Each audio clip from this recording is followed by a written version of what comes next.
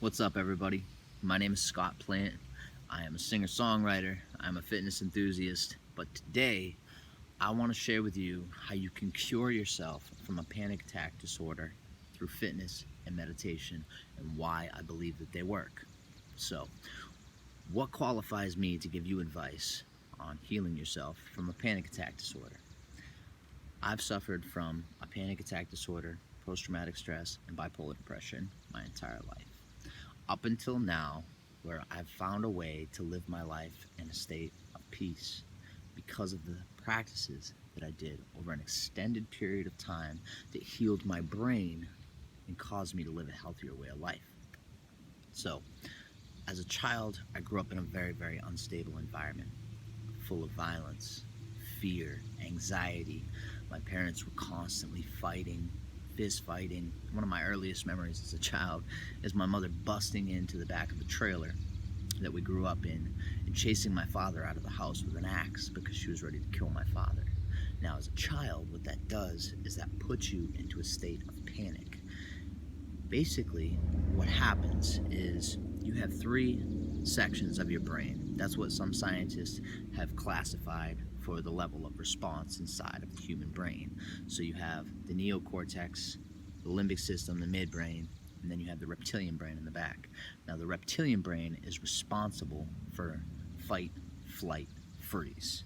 It's responsible for that state of fear and panic. Now, what happens, and I'm speaking about this from the sense of a child. So, as a child, I was constantly put into that state of fight, flight, freeze, causing severe panic and anxiety within my body. After you experience that for an extended period of time, your brain begins to neurologically program itself to go through those set of processes. So, even well after you've escaped from those environments, your brain is still used to using the reptilian part of your brain. So it goes there automatically because of neuroplasticity and neurological hardwiring, neurological pathways. So, step into the middle section of my life, my teenage years. By then, I was labeled with manic depression and a panic attack disorder. I also, because of the way I chose to live my life at that time, I became addicted to drugs and alcohol very early on in my life, which also led me to a lot of circumstances in my life where I was in a state of fear and panic, constantly running from the police, constantly fearing about the stability and the safety of my life.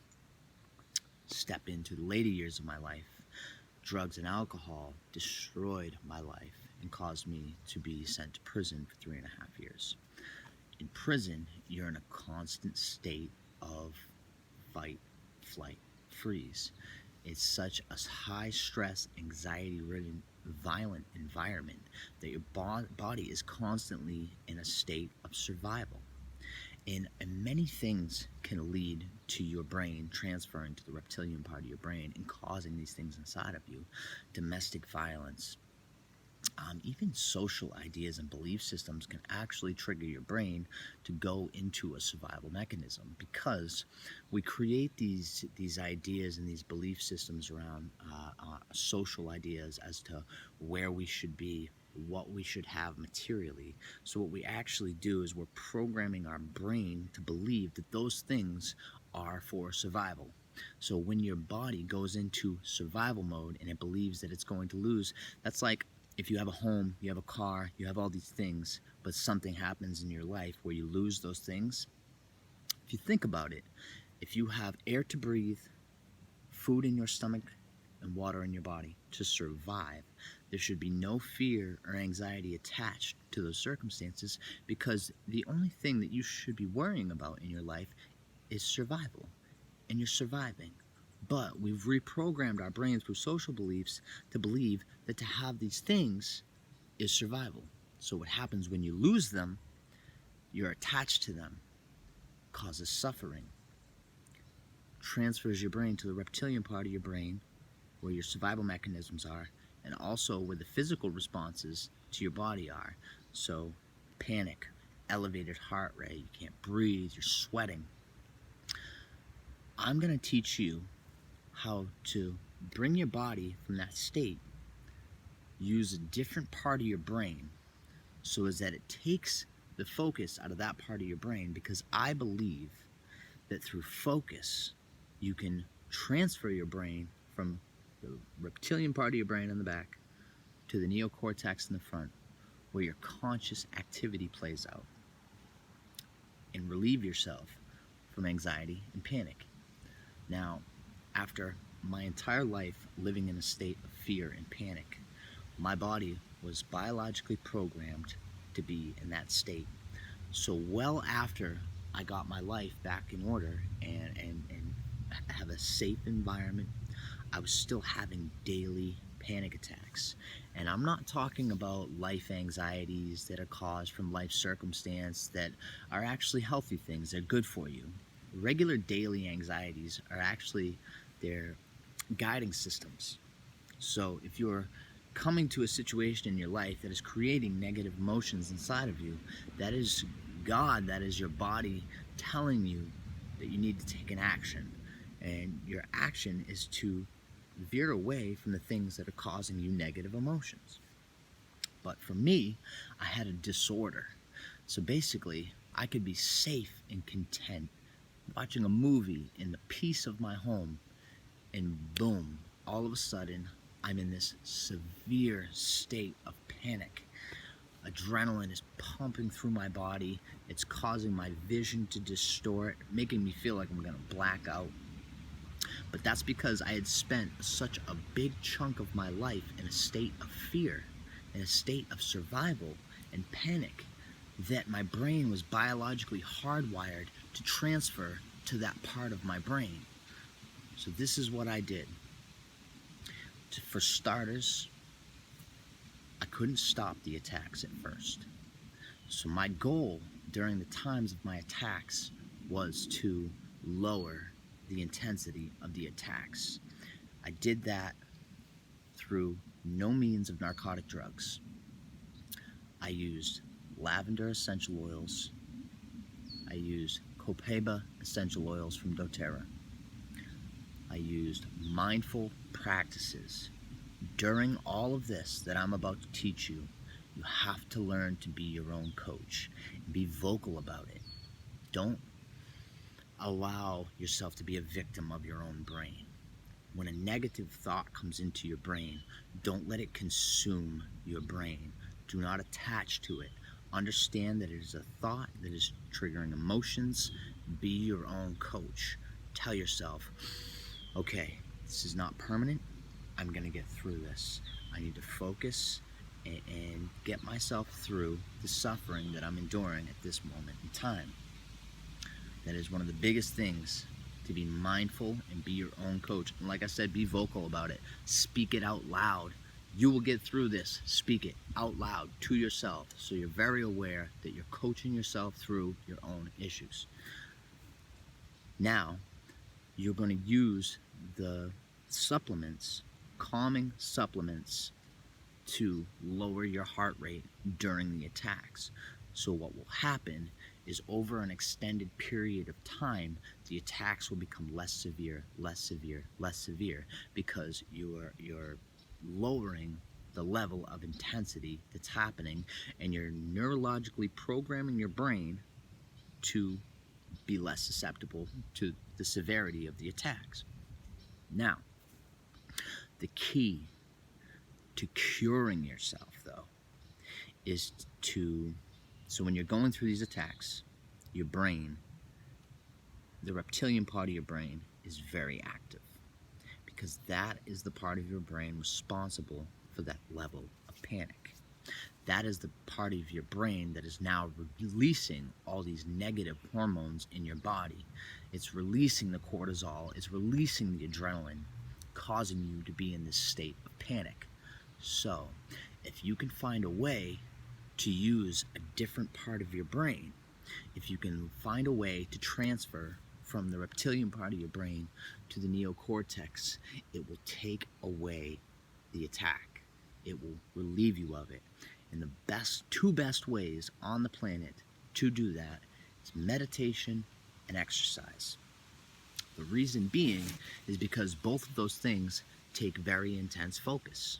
So, when people come to me and ask me about meditation, the first thing that they say is, I can't sit still, I can't keep my brain quiet for that period of time. Neither could I. When I first started, I would set a timer on my watch and I would make myself do it for 5 minutes, because that is all that I could shut my brain off for. It was 5 minutes. And every single time I did it, I would literally look down at my watch and it would be 3 minutes past, and I would see if it was my time to end, because that's how restless I was internally. But here's the thing, meditation is just like building a muscle. If you want to have bigger arms, you do curls. At first, you're going to be able to do low amounts of weight. You'll slowly build and build and build until you get bigger and stronger and you can do more. Meditation, mindful exercise, is the same exact way. So meditation is something that builds over time. I've suffered from a psychotic brain disorder my entire life, bipolar disorder. I've gone into psychosis multiple times in my life. I've been psychiatrically hospitalized. I have gotten myself to the point where I took a disorder that caused me to have no control over my brain whatsoever, to now I have complete control of what's going on inside of my mind at all times. And how did I do that? Through focused effort. Meditation. The best thing to do when you first start is find frequencies, sounds, things to elevate your vibrational frequency. So, I use solfeggio harmonics, or I'll use nature meditations. And it's a way to put your focus into something so it takes you away from the thoughts that are plaguing your brain. Focus. It's all about focus. And when you're using focus, you're actually transferring your brain from the place that's causing the attacks to the part of your brain responsible for focus, which is the neocortex, the outer layer, the most evolved part of our brain. Fitness, the reason why exercise helps you heal and cure yourself from a panic attack disorder, for 2 reasons. A, physical exercise lowers the levels of the bad hormones inside of your body. So exercise, especially cardio, lowers the level of cortisol in your blood, which makes your attacks less apt to happen, or less frequent, or less intense. But also, fitness is mental focus. So you hop on an elliptical, you start going. After a little period of time, your body is going to say, I want to stop. But if you push yourself through that and you focus and just continue, it transfers your brain over to this part of your brain, the frontal cortex of your brain, where your focus lies, taking it away from the reptilian part of your brain, which allows you to step away from the panic and anxiety. Those are the 2 most important things that I've done in my life to literally cure myself of a panic attack disorder. I no longer am having daily panic attacks, and I want to help you get to that point. But you have to remember that it takes conscious effort. You have to work at it. This isn't an immediate solution. This isn't a narcotic drug that takes it away immediately. But the problem with the narcotic drugs is they don't heal you. They treat the symptom, so the symptom stops. But if you learn to do it through mindful practice, holistic supplements, and exercise, you can heal yourself from it and then move on to a healthier part of your life where there's a level of peace. I spent 30 years of my life in a state of complete turmoil, severe depression, suicidal thoughts, constantly for 30 years. I've even tried to take my own life as a teenager. I've spent my life in a state of pure terror and panic my whole life. Just a complete victim of my own brain. A negative thought would come in, it would just spiral, blah, until I'm fucking overwhelmed with negative feelings and emotions. Until I just exhausted myself completely, and then it would stop, and then the cycle continued. I learned how to have control over my mind, which gave me control over my thoughts, which gave me control over my physical responses inside of my body. Now, I'm going to post this video. If you have any questions at all, or you would like to know the actual techniques that I use to create that type of mental focus, reach out to me. Message me through my artist profile. Message me through Facebook. Message me in any way, shape, or form that you need to ask me any questions that you need to ask me. I hope you all have a beautiful day, and I really hope you get to a point in your life where you can heal and be at peace and be happy. Take care.